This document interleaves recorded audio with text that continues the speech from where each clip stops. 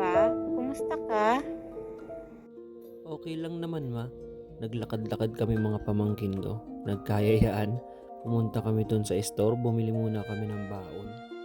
Sinamantala na namin ang panahon kasi maganda. Blue blue ang langit.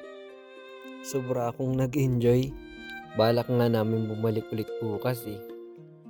Sayang kung nandito sana kayo. Makakapasyal rin tayo. Tapos, ang sasarap ng mga street foods nila. Ibang-iba yung street foods nila dito kaysa dyan. Kaso, nung paggabi na, sobrang lumalamig na. Kaya nag-uwi na rin kami.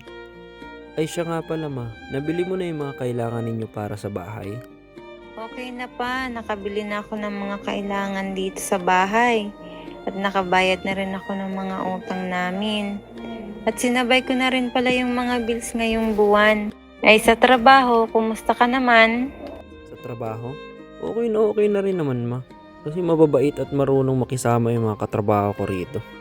Halos di ko nga maramdaman yung pagod rito eh. Nakakatuwa silang kasama. Nakakaaliw.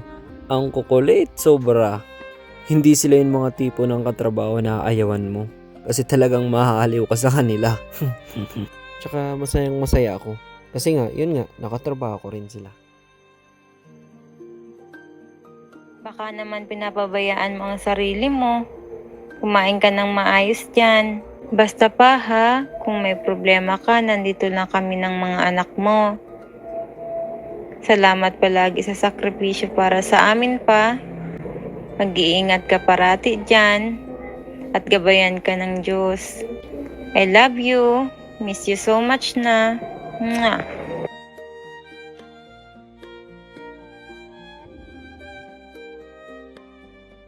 Basta huwag kayong mag-alala.